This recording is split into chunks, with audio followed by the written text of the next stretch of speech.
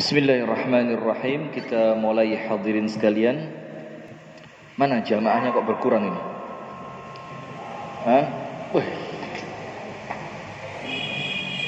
Ngaji kalau kelamaan libur begini, tolong takmir ya, jangan banyak libur. Bismillahirrahmanirrahim. Assalamualaikum warahmatullahi wabarakatuh. Bismillahirrahmanirrahim. Alhamdulillahi rabbil alamin. Wa sallallahu wa sallama ala asyrafil anbiya'i wal mursalin, nabiyyina Muhammadin wa alihi wa sahbihi ajma'in. A'udzu billahi minasy syaithanir rajim. Ya ayyuhalladzina amanu taqullaha haqqa tuqatih wa la tamutunna illa wa antum muslimun. Allahumma inna nas'aluka ilman nafi'a wa na'udzu bika min ilmin la yanfa'. Hadirin sekalian, ibu-ibu dan bapak-bapak jamaah pengajian Masjid Al-Itqan Yayasan 4 Mei Kecamatan Pare, yang semoga kita bersama dirahmati dan diberkahi oleh Allah Subhanahu wa ta'ala. Puji dan syukur alhamdulillah kita haturkan kepada Allah atas limpahan nikmat karunia Allah kepada kita semua. Kemudian salawat beriring salam semoga tercurahkan kepada uswah kita Nabi besar Muhammad sallallahu alaihi wasallam. Hadirin sekalian yang dirahmati dan diberkahi oleh Allah Subhanahu wa taala, langsung saja tidak berpanjang lebar lagi, kita melanjutkan membaca tafsir Ibnu Katsir pada surah Al-Kahfi, yang di malam hari ini kita melanjutkan pada ayat yang ke-29. Ayat berapa? 29.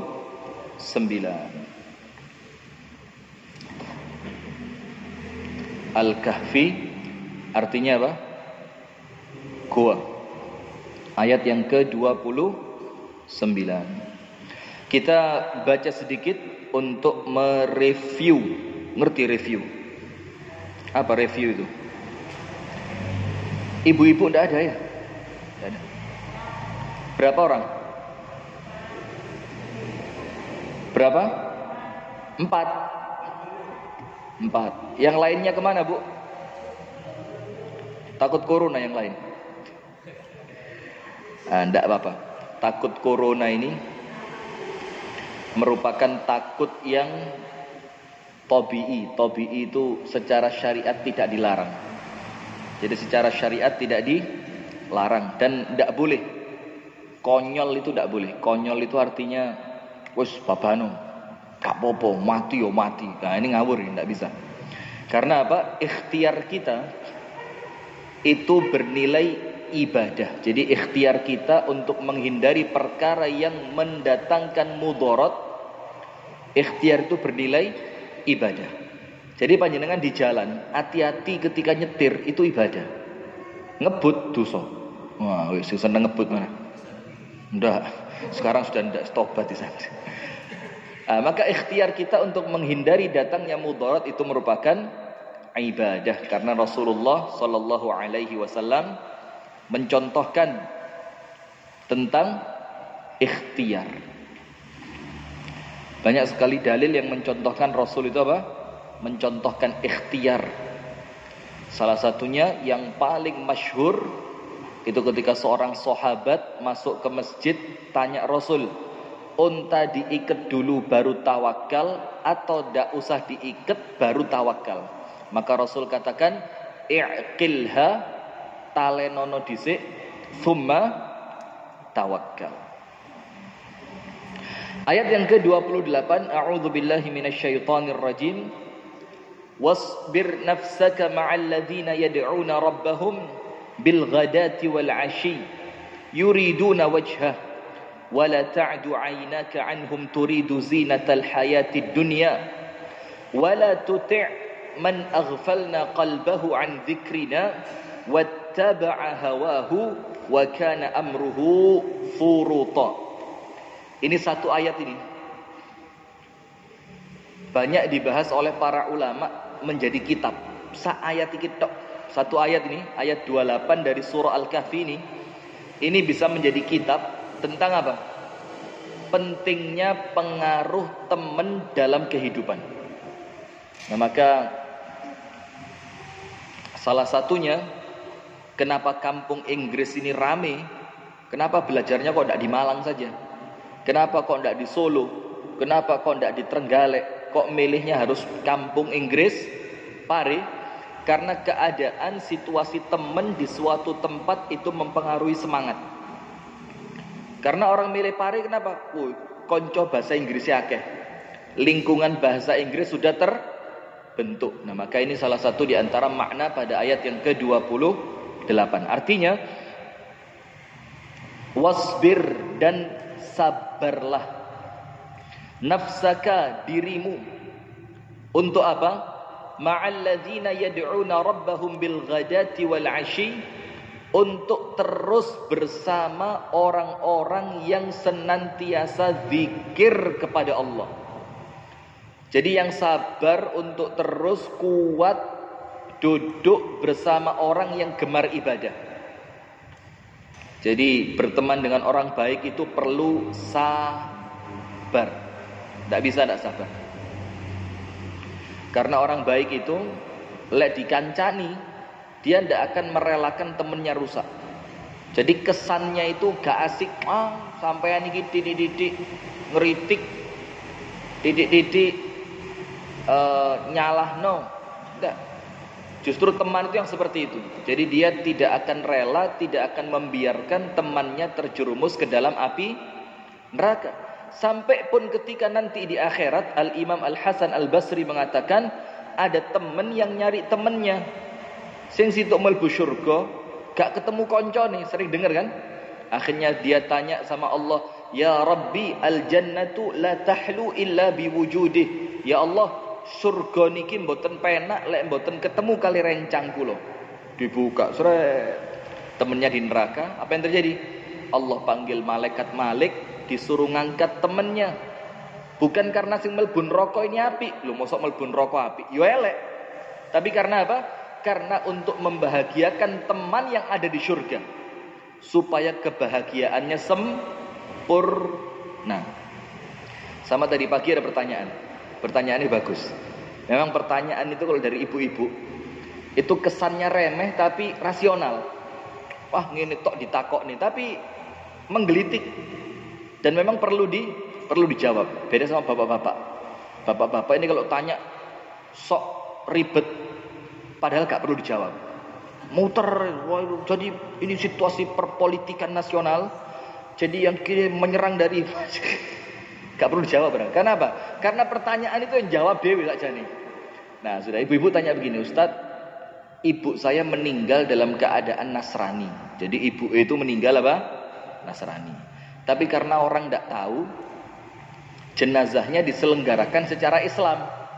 Jadi dimandikan, dikafani, disolati, dikubur di penguburan kaum muslimin plus ditahlili. Lengkap sudah, Masya Allah. Dia tanya terus, bagaimana hukumnya Ustadz? Tak bilang hukum apanya, mau mati gak lalap-lalap. Lunda hukum diselenggarakan secara Islam. Ya jelas tidak boleh ya.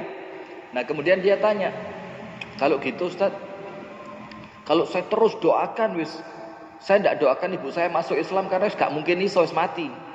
Tapi saya minta sama Allah supaya nanti di akhirat ketemu. Kita bilang ya tidak mungkin ketemu. Karena kalau satu meninggal muslim, satu meninggal kafir, ini Allah mengatakan mereka tidak akan pernah ketemu lagi. Terus mikir dia, tak gini kan, tak lah mbak, ojo khawatir. Gak usah mikir jeru-jeru. Kenapa? Yang namanya surga itu normalnya membahagiakan. Jadi gak mungkin panjenengan sama Allah dimasukkan surga, terus di surga nangis, makku di neraka. Gak mungkin itu. Kalau sudah masuk surga, pasti bahagia. Sama seperti ibu-ibu ini. Loh Ustaz, satu laki-laki dapat 70 perempuan. Nanti saya cemburu dong. Gak ada bu. Wes talah, manutoy, enak-enak. Namanya surga itu mesti enak. Yang namanya cemburu, sakit hati, kangen, merasa sedih, itu dunia. Kalau sudah namanya surga, iku isine enak tok. Dan panjenengan pikir sejauh pemikiran panjenengan gak mungkin ketemu enaknya surga itu. Artinya gak mungkin terbayangkan oleh pikiran. Maka gak usah ribet. Jadi berteman dengan orang yang soleh itu perlu sabar. Waktunya sholat, dijak sholat. Kemudian ketika di tengah jalan ada sesuatu yang perlu dibantu, sik mandek dulu ya, ngewangi. Nah maka termasuk ini, alhamdulillah ini kan ambulan ini, masya Allah. Ambulan ini Pak juga perlu kesabaran. Dan di mana-mana teman-teman yang punya ambulan itu mesti hati ini double. Kenapa hati ini double? Kalau ambulan ini kepakainya cuma jam 8 isuk, jam 2 awan, jam 7 bengi, enak. Rata-rata orang itu butuh ambulan ketika tidak ada yang bisa nganter, dan itu mesti rata-rata tengah bengi, tengah malam. Nah makanya dia juga perlu sabar. Ini Syekh Novel Bawazir ini, mana dia? Mana? Dia beribadah di tempat lain ya. Nah maka begitu, perlu sabar. Yuriduna wajha, karena mereka itu mengharapkan keridhaan Allah. Wala ta'du 'ainaka 'anhum, dan janganlah engkau palingkan kedua matamu dari mereka. Mereka di sini siapa? Orang soleh. Artinya berpaling dari orang soleh dengan berpaling yang paling kecil pun dilarang. Jadi berpaling secara apa? Melengos meripati tok gitu loh. Gak nguas nih. Itu sudah dilarang. Apalagi sampai meninggalkan. Apalagi sampai gak ngereken. Sing luwe parah sampai memusuhi. Maka ada omongan bagus dari Ustadz Farhan bin Thalib di Malang sana. Ini kalimat keren sekali. Beliau bilang begini, jangan pernah merendahkan seorang ulama walaupun kamu tidak berguru kepadanya. Oh ini penting. Karena apa? Walaupun kamu tidak berguru kepada dia, tapi dia itu ulama yang punya murid. Kalau kamu menyerang dia, muridnya gak terima, engkau gurumu balik diserang. Karena apa? Ini masalahnya bukan kita berguru kepada dia atau tidak. Masalahnya dia adalah seorang ulama yang membawa ilmu Allah, yang kemudian menerangkan tentang Islam kepada hamba Allah. Jadi jangan pernah merendahkan. Aku lihat Ustaz itu gak cocok. Kenapa? Nah, jangan. Walaupun Anda tidak cocok sama dia, tahan diri. Jangan sampai keluar kezaliman secara lisan atau tulisan atau bahkan perbuatan. Lisan tidak boleh, tulisan tidak boleh, atau bahkan dengan apa? Perbuatan. Termasuk perbuatan itu, Pak. Dan ini jujur aja, Pak. Ini menyakitkan betul ini. Walaupun kita mulai perlu noto hati, ojo direken. Apa itu? Di sebagian tempat itu kita lihat begini. Ada pengajian semacam ini, terus kemudian dilihat ustadznya, ini gak cocok nih. Dan dia pergi meninggalkan majelis, dan itu mengganggu konsentrasi jamaah. Nah ini termasuk semisal itu. Saya pernah dicurhati salah satu ustadz imam masjid di Kota Batu. Ya ustadz, teman-teman itu kalau yang ceramah dari Muhammadiyah itu langsung ngadeg, kompak metu. Padahal biasanya mereka itu duduk di masjid sampai syuruk, sholat sunnah 2 rakaat baru pulang. Tapi kalau yang ngisi dari kelompok mereka Ustadz, itu mereka maju, mendekat. Dan bahkan setelah syuruk pun gak boleh. Itu Ustadz yang mereka suka, dijak ngomong segala. Nah ini termasuk apa? Termasuk perkara yang kurang baik. Jadi Anda juga perlu teliti. Kalau memang Anda tidak cocok sama Ustadznya, ya wes cari masjid sementara itu, jangan di sana dulu. Supaya tidak ganggu apa? Tidak ganggu suasana. Maka berpaling secara mata tidak boleh. Apalagi yang lebih besar. Menghujat, apalagi sampai menyerang.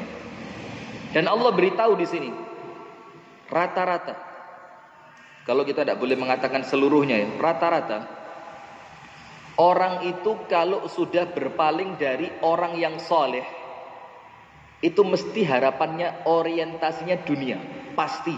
Wes golek ono.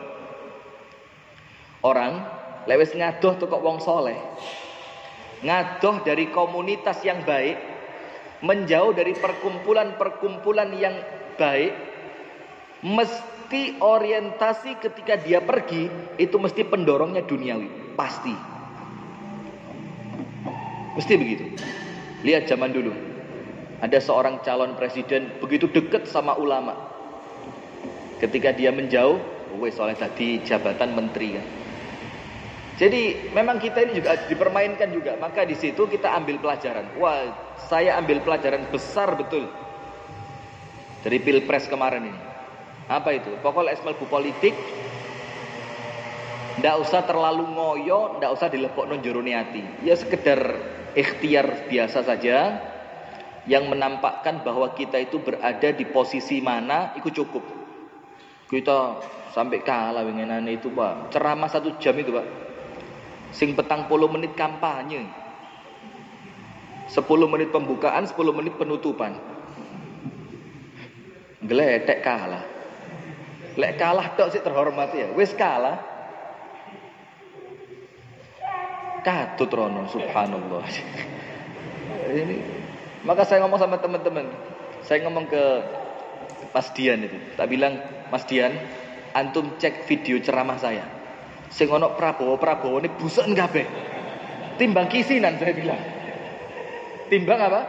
Timbang kis. Dan ini pelajaran buat kita. Karena apa? Yo itu politik sudah. Dan kolam kita bukan di kolam politik, Pak. Kolamnya orang beriman itu iman, amal soleh. Itu sudah. Dan amal soleh itu yang tidak harus politik. Begitu pula sebaliknya. Yo bukan berarti yang masuk politik tidak beramal soleh. Yo tidak. Artinya wis digaya apa? Take easy. Wih, keren ya. Diambil ringan saja. Jadi orang yang pergi dan meninggalkan komunitas yang baik, biyen guyub di masjid, moro-moro gak tahu ketok blas. Pasti sebabnya duniawi. Dulu di satu komunitas kompak, amal solehnya paling depan, lek dijak kerja bakti uentengan, moro-moro gak ketok blas. Mesti apa? Mas gak tahu ketok. Iya, bah. Meeting gak mandek-mandek ini. Mali jabatan munda iki, Pak, ngontrol luar kota. Meeting di hotel kono. Engko kemudian ada teken MOU di sana. Mesti begitu kan? Iya apa enggak? Rata-rata. Dan di antara dua, duniawi itu enggak mesti pekerjaan, Pak.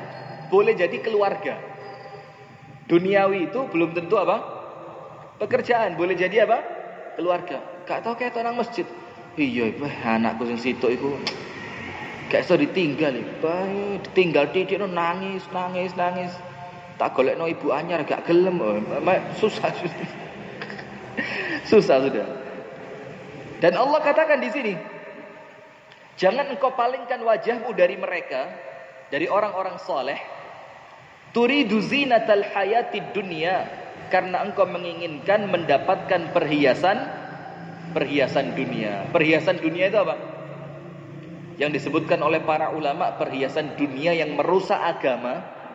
Nomor 1, yang tata itu, harta, tahta, wanita. Itu yang disebutkan oleh para ulama, syahwah tub'idun nas anil akhirah. 3 ini syahwat yang menjatuhkan manusia, menjauhkan. Syahwat yang menjauhkan manusia dari akhirat. Lah gak kepentok duit, kepentok jabatan, kepentok lawan jenis, entah laki ataupun perempuan. Nah, ini yang 3 ini yang perlu kita hati-hati. Karena apa, Pak? Ojo gampang maido wong liya. Karena apa? Ujian kita dengan yang lain tidak sama. Walaupun kita sama-sama diuji. Tidak ada orang di dunia hidup tanpa ujian. Tidak ada. Situ diuji dengan harta. Yang satu diuji dengan kedudukan, tahta. Dan yang satu mungkin diuji dengan lawan jenis. Ya podo kabeh. Jadi satu dengan yang lain tidak usah saling menghujat. Maka saya pernah nulis lama betul. Saya bilang apa? Wes, jangan sok suci. Kenapa? Pada hakikatnya Kita ini hanya berbeda memilih dosa saja. Jadi kita ini, Pak, ya mek nglakoni dosane beda. Sing kono lewat judi, sing kono lewat homer, sing kono lewat karaoke, sing kono lewat riba, yang sana lewat lawan jenis, padha kabeh. Intine semua berbuat apa? Dosa. Maka kita ini cuma bedanya apa? Milih dosane sing beda. Bukan berarti panjenengan disuruh milih, wis milih sing ndi. Bukan, artinya setiap manusia itu mesti ono itu nih. Dan itu suatu yang wajar. Wala tuti' man aghfalna qalbahu an dzikrina, dan jangan engkau ikuti orang-orang yang kami lalaikan hatinya dari zikir kepada kami. Coba. Berarti yang melalaikan kita ini dari zikir. Dalam ayat ini, Pak, itu langsung Allah yang bikin Anda tidak bisa zikir. Jadi bukan Anda malas, bukan Anda tidak punya waktu, bukan Anda sibuk, bukan Anda tidak ngerti zikir. Tidak, tapi apa? Memang Allah yang enggan Anda untuk mengingatnya. Allah tidak mau, sama seperti Quran. Quran ini, Pak, hati-hati. Bukan Anda tidak punya waktu baca Quran, tidak. Bukan Anda tidak bisa baca Quran, ya tidak. Kenapa? Quran yang tidak mau Anda baca. Quran itu enggan untuk kita baca. Karena Quran ini ngerti, Pak. Orang yang sering membacanya bakal dikancani sama Quran di akhirat. Dan Quran ngelihat sapa sing pantes dadi koncoku. Ketika orang itu dilihat tidak pantas, maka sama Al-Quran dia tidak dibikin akrab sama dia. Kenapa? Quran enggan menjadi temannya nanti di akhirat.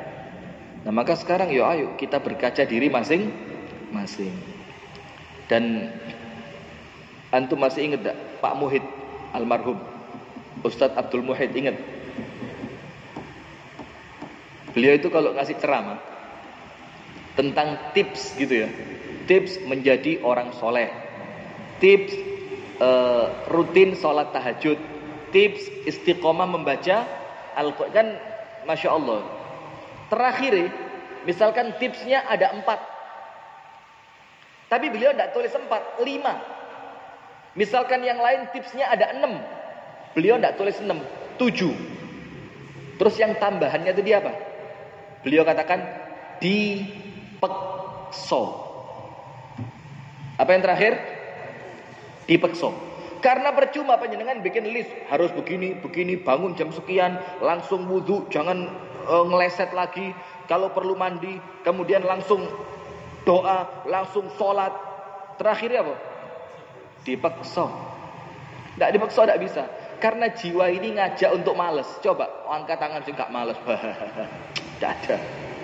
Sampai Rasul ngajarin doa apa? Allahumma inni a'udzubika minal ajzi wal kasal wal jubni wal bukhl wa ghalabatid daini wa qahrir rijal. Yang pertama, al-ajzi. Ajiz itu tidak punya kemampuan, tidak punya keahlian, itu ajzun. Semangatnya duwe, waktu nenek, fisik kuat, tapi tidak ngerti kate lapo, itu ajzun. Maka kita berlindung dari itu. Minal ajzi. Yang kedua, wal kasal. Kasal itu, Pak, kemampuan punya, tapi jiwanya tidak tergerak untuk beramal. Males. Jane yo iso. Dan model-model iki ini paling banyak ini. Mas, kenapa ndak usul? Aku ngono jane ngerti. Cuma alah beh timbang ruwet. Takmir iku usul titik sikat, usul sikat. Nah, dia punya kemampuan tapi males jiwanya itu. Itu kasal. Jadi bedanya paham ya? Kalau ajaz, kekuatan ada, semangat punya, tapi tidak punya apa? Kemampuan. Gak ngerti tilapo, gak iso. Sementara kasal, orangnya bisa, tapi jiwanya tidak mau apa? Bergerak. Wal jubni. Jubun itu apa? Jubun itu kalau bahasa Arab, Pak, susu diproses darinya 1 liter Kemudian dikentalkan sampai membeku. Jadi beda sama keju, beda. Kemudian menjadi jubnah namanya. Itu apa? Asale sak mangkok, sak baskom, dadi sak kotak cilik. Itu karena dia apa? Dipadatkan. Yang sebelumnya cair. Nah, maka orang jubun itu apa? Dalam bahasa Indonesianya gampangannya jubun itu pengecut, mengkeret. Ketemu wong mengkeret. Dikon ngomong di rapat mengkeret. Apalagi? Itu jubun. Jadi jiwanya yang besar, ketika terdapat sesuatu yang dianggapnya memiliki kekuatan lebih besar, moro-moro mengkeret. Kayak kalau kena air dingin itu, moro-moro hilang, seret hilang. Mengkeret. Jubun. Wal bukhl, medit. Dan ini urutannya pas, Pak. Yang pertama ndak punya kemampuan, akhirnya males, lek wis males mali dadi pengecut. Kalau sudah males, ndak punya kemampuan, males, pengecut, akhirnya gak duwe duit mali medit. Setelah medit apa? Wa min ghalabatid daini, akhirnya kakean utang. Karena banyak hutang ditekan sama orang, wa qahrir rijal. Dan dari tekanan siapa? Preman. Kalau preman sekarang ya debt collector itu. Ada seorang laki-laki dingkluk di masjid. Dingkluk terus. Di waktu orang lain kerja. Sama Rasul ditanya, Mas, lapo sampean iki? Wayahe wong semangat kerja lah kok sampean dingkluk di masjid. Dibilang apa? Duyunun atqalatni. Kula niki gadah utang kuatah, boten saged nyambut damel, boten wantun medal, diuber-uber tiang, akhirnya boten saged ikhtiar. Rasul bilang apa? Tak kasih satu doa, baca setiap selesai sholat duha. Kata Rasul, pasti Allah akan lunaskan hutangmu, Allah kuatkan jiwamu, Allah beri kemampuan dan semangat untukmu, dan engkau akan terbebas dari hutang dan preman. Apa doanya? Allahumma inni a'udzubika minal ajzi wal kasal, wa a'udzubika minal jubni wal bukhl, wa a'udzubika min ghalabatid daini wa qahrir rijal. Salat duha ini anak, dongo. Besok sholat duha lagi doa. Besok sholat duha lagi doa. Besok sholat lagi doa. Tidak makan waktu lama, ketemu sama Rasul. Wajhuh musyriq, mukanya itu bersinar luar biasa. Wih, mukanya luar biasa bersinarnya. Apa yang terjadi? Setelah mukanya bersinar luar biasa, Rasulullah merasa aneh. Wih, winginane mengkeret. Sekarang moro-moro melaku diteges. Rasul tanya, Ishbik, ada apa kamu ini? Dibilang sama orang itu, sudah selesai, utang lunas, malesnya hilang, kemampuan muncul, wani ketemu uang, sekarang tidak diuber-uber preman lagi. Hanya mengamalkan doa. Loh Ustaz, lek ndonga tok apa iso? Bisa. Karena apa? Ciri doa yang diterima, doa itu menggerakkan Anda untuk ikhtiar mendapatkan apa yang Anda minta dalam doa. Faham? Saya rotok pinter nih dia. Ciri doa itu diterima apa? Bukan berarti Anda moro-moro ndonga tok.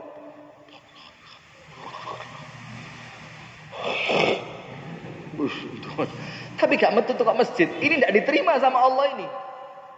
Doa yang diterima itu doa yang menjadikan kamu keluar dari masjid. Tapi selain waktu sholat loh ya. Menjadikan kamu keluar dari masjid, kemudian menjadikan kamu semangat untuk ikhtiar, yang dengan ikhtiarmu itu tanda kalau Allah mengabulkan doamu supaya kamu pantas mendapatkan apa yang kamu minta dalam doa. Faham? Maksud dibaleni mana? Saya harus pakai bahasa apa lagi? Jadi intinya itu karena apa, Pak? Contoh ayat Al-Quran. Wa may yattaqillaha yaj'al lahu makhraja wa yarzuqhu min haitsu la yahtasib. Orang yang takwa kepada Allah, Allah kasih jalan keluar. Ono ae dalane. Tapi jalan keluar itu tidak akan datang kalau Anda duduk di masjid. Metua dhisik. Yang kedua, Allah beri rezeki dari arah yang tidak diduga. Para ulama menjelaskan apa? Orang yang takwa tidak mungkin nganggur. Itu poinnya. Jadi tidak ada, takwa. Orang kalau takwa itu sama Allah dikasih pahala yang dikasih rezeki yang tidak diduga-duga. Wis merok nguati takwa di masjid. Ngaji tok. Ya sih, tidak betul plus. Apa Anda kira ini langit katanya Umar mau nurunin emas sama perak? Tidak mungkin. Artinya apa? Kalau memang takwa Anda sama Allah diterima, Anda akan digerakkan untuk Anda bekerja. Akhirnya dari pekerjaan itu hasilnya tidak Anda sangka, tidak Anda duga. Gambarannya panjenengan, lek kerja ngene iki paling yo bayarannya sedino 70.000. Ternyata apa? Anda dapat 70.000. Anda kenal orang lain yang akhirnya memunculkan koneksi. Dari koneksi itu Anda mendapatkan pekerjaan lain yang semakin besar, semakin besar, semakin besar. Awalnya apa? Kerja di sini. Faham ya? Nah, jadi begitu. Kita lanjutkan. Maka artinya orang yang lupa kepada Allah itu bukan karena orang itu tidak mau mengingat Allah, bukan. Tapi Allah yang tidak merasa orang ini pantas untuk mengingat Allah. Jadi sampai ini gak pantas ngiling-ngiling aku, katanya Allah. Karena orang itu kan mesti mengingat sesuatu yang menjadi sibuk pikirnya dia. Faham tak? Jadi orang itu mesti akan mengingat sesuatu yang sesuatu itu menjadi apa? Apa bahasanya? Yang menjadi risaunya dia. Coba, wong lek kepingin rapi, pikirannya apa? Ustaz, ada akhwat yang bisa saya kenal enggak? Mari. Ketemu mana Ustaz yang kemarin kurang ayu. Pembahasannya ikut terus. Kenapa? Itu yang dia pikir. Tidak mungkin orang yang kepingin nikah, kemudian pikirannya selain perempuan. Mesti pikirannya perempuan. Sama seperti orang yang kepingin nikah lagi, mesti omongannya nikah lagi terus. Tolong yang cerdas ya. Jadi gitu, mesti begitu terus. Nah, termasuk ketika Anda mengingat Allah, itu artinya pikiran Anda dipenuhi dengan apa? Allah. Itulah sebabnya Allah katakan, Inna fi khalqis samawati wal ardi wa ikhtilafil laili wan nahari la ayatin liulil albab. Bayangin Pak, inna fi khalqis samawat, penciptaan langit dan bumi. Wa ikhtilafil laili wan nahar, pergantian siang dan malam. Itu perkara-perkara yang normal duniawi semacam ini, itu bisa menjadikan kita ingat kepada Allah. Kenapa? Karena memang di pikirannya isinya apa? Allah. Nah, maka Allah katakan dalam Al-Quran, wala takunu kalladzina nasullaha. Apa yang terjadi? Fa'ansahum anfusahum. Janganlah kalian menjadi orang yang lupa kepada Allah, akhirnya Allah bikin dia lupa terhadap dirinya sendiri.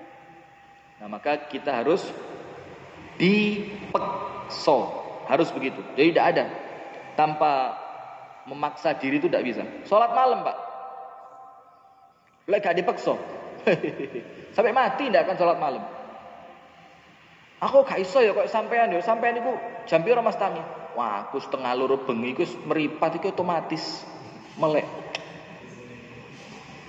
Kok ngono iku lek gak adus nek gak penak kok peliket kabeh awakku. Mari adus langsung salat. Pirang rakaat Mas? Kowe kadang-kadang yo 15, kadang-kadang 20, kadang-kadang 40. Yo tahu sampai 300 bareng. Masya Allah. Nah, Anda lihat kenapa dia bisa seperti itu? Karena awalnya dia membiasakan diri. Tidak mungkin moro-moro ujuk-ujuk manusia itu lahir sabar, lahir pinter, lahir dermawan. Tidak ada. Maka Rasul katakan apa? Man tasabbara sabbarahullah. Barang siapa yang ikhtiar untuk bisa sabar, Allah akan berikan sifat sabar kepadanya. Termasuk sholat malam. Dan Anda tahu zaman dulu Pak, mohon maaf ya, zaman dulu itu kalau ada penuntut ilmu tidak sholat tahajud, itu persaksiannya tidak diterima. Tidak diterima persaksian. Dalam keadaan sekarang, jangankan tahajud, sholat fardu itu loh ditinggal. Jadi kalau saya ngomong ditinggal, jangan dibayangkan gak sholat loh. Artinya ditinggal itu yang tidak jamaah ke masjid, tidak mengutamakan awal waktu, itu parah sudah. Maka harus dipaksa. Maka begini, kalau panjenengan mau tahu, saya sekarang kira-kira ya, kalau disuruh balik nang pondok mana, kemudian ngikuti jadwal seperti saya di pondok dulu, angkat tangan sudah tidak kuat. Kenapa dulu kuat? Ya memaksa diri, gelem mau tidak mau gitu loh, tidak mau, gondol, tidak tangi tahajud. Woi, besok itu kamar mandi 17 kok nyikat dewe. Temennya sekolah kita nyikat jeding, temen istirahat cek durung mari. Gua temennya keplok-keplok tekan dukur. Woi, turu aja terus, gitu ya. Loh iya. Terus kenapa kita sampai bisa? Ya karena kita memaksakan diri. Kalau tidak memaksakan diri tidak bisa. Nah, maka kenapa kalau suruh balik nang pondok? Jangan saya, panjenengan pun kira-kira sama. Yang lulusan S1 coba. Lek kira-kira sekarang suruh nulis skripsi lagi, nutut enggak? Aduh Ustaz, biyen digarapno wong apa meneh saiki. Nah. Digarapno wong tulisannya jenenge. Dikerjakan oleh Rifki Ja'far Thalib, tanda tangani. Penipuan bukan? Dosa enggak? Pura-pura enggak tahu saya, sekadung soalnya. Nah, maka ini penyakit ini. Enggak kuat kita. Kenapa dulu bisa sekarang enggak bisa? Karena dulu kita mau memaksakan diri. Wattaba'a hawahu wa kana amruhu furuta. Dan Allah kasih tahu di sini kenapa? Kok ada orang itu yang lalai zikir? Allah bilang wattaba'a hawahu, karena orang itu mengikuti hawa nafsu. Di sini penyakit paling parah. Maka di antara ceramahnya Ustadz Nur Hasan Yazid, mana beliau? Mana Ustadz Nur Hasan itu? Tadi ada. Di antara ceramahnya beliau, saya lupa tahun berapa, ngisi ceramah di Masjid Darussalam, ceramah Ramadan. Zaman dulu. Itu beliau ceramah tentang salasun muhlikatun. Saya ingat sampai sekarang. 3 perkara yang bikin manusia binasa. Dalam hadis riwayat Imam At-Tirmidzi, Abu Dawud, An-Nasa'i. 3 perkara yang bikin manusia binasa. Panjenengan lihat. Nomor 1, syuhun muta', pelit yang diikuti. Jadi meditnya diapain? Dieloi. Artinya apa? Gak dipaksa untuk loman. Maka ada jawaban bagus. Ini yoroto elek tapi api. Jadi Nur astagfirullah. Astagfirullahaladzim. Siapa pengajian Padang Bulan itu?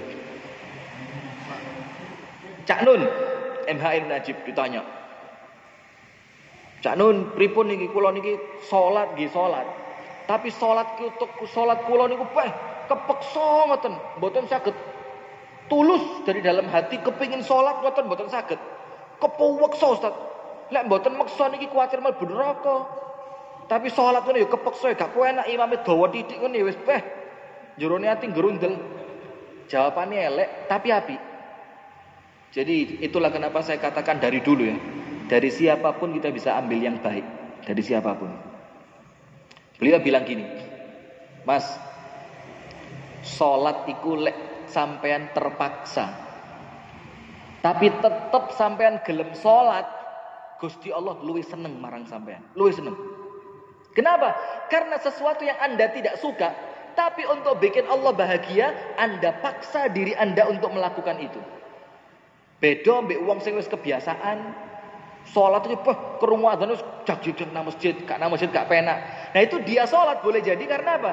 Hanya karena untuk memuaskan dirinya saja. Tapi sampai sing kepeksa iki Mas, sampai luwih hebat Mas. Ini kan jawaban bagus. Artinya orang itu ndak di judge gitu loh. Tapi kemalasannya dia untuk sholat itu disemangati, bukan untuk semakin meninggalkan sholat, tapi semakin apa? Semakin memaksa diri karena dia tahu kalau maksa awake dhewe untuk taat sama Allah, Allah semakin cinta. Contoh gini, panjenengan tidak suka pindang, pindang tahu? Ikan pindang, tidak seneng.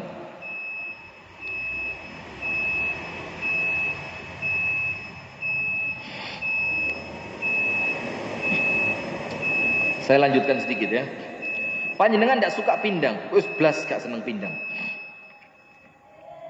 Tapi panjenengan punya pacar, senengane pindang.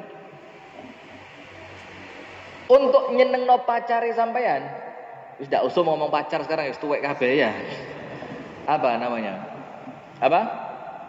Istri ya. Untuk menyenangkan istri, karena istri wis kadung masak pindang. Ini dimasak dengan sepenuh hati. Masak itu Masya Allah sambil goreng itu nyebut jenenge sampean. Siapa namanya? My Honey, Mr. Puguh. Wah, puter gitu ya. Tapi masalahnya Pak Puguh tidak suka pindang. Tapi karena dia ingin membahagiakan istrinya, itu pindang masih awake gak kolu, dipeksa. Istrinya tanya, enak mas? Beuh, top. Ngeleke mbek ngombe banyu putih. Embuh mas, ya Allah. Karena ingin menyenangkan istri, akhirnya embuh mana? Pripun mas? Enak. Nah maka itu pahalanya lebih besar. Kenapa? Anda berusaha membahagiakan orang lain dengan sesuatu yang Anda tidak suka. Beda. Senengane sampean pindang, istri masak pindang. Lho Mas yo tak istri itu masaknya ndak enak, panjenengan akan tetap makan wis doyanane kok. Maka saat itu istri seneng tapi pahalanya panjenengan kurang. Sampai sini paham? Nah, ini Pak namanya apa? Jawab pertanyaan dengan hikmah. Ya begini. Kita kasih contoh yang lain. Apa azan dulu ya? Azan dulu aja, azan dulu. Azan dulu kita lanjutkan setelah azan.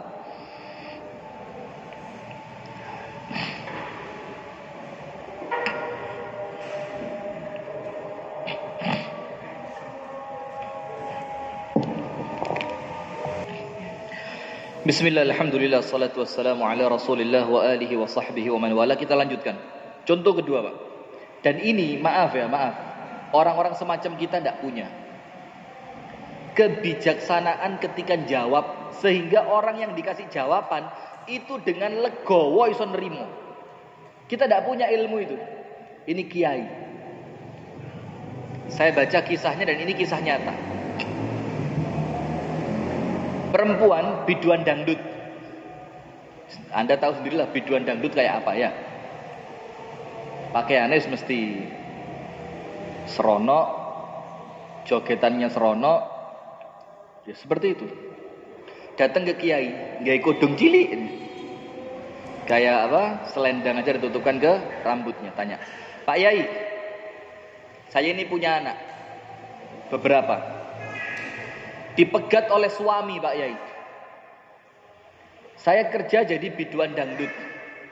Beberapa hari belakangan saya risau. Kenapa risau? Loh diwarah nyanyi niku haram ya Pak Yai. Lah berarti kan uang yang saya terima uang haram. Ini kiai saya yakin dino iku dhek wis seru jawabane bahwa musik itu haram apa meneh dangdut sing nyanyi wedok. Tapi kiai itu lihat, ini seni Pak, tidak sembarangan. Kita diriwayatkan oleh Abdullah ibnu Abbas ketika menafsirkan ayat Al-Quran bahwasannya lahwal hadith, ucapan sia-sia itu Abdullah bin Abbas bersumpah, wallahi lahwal ghina, itu adalah nyanyian haram. Terus, ya haram, tidak iso. Panjenengan mau maksa cara apa? Tidak bisa. Dengerin caranya. Oh, sendok.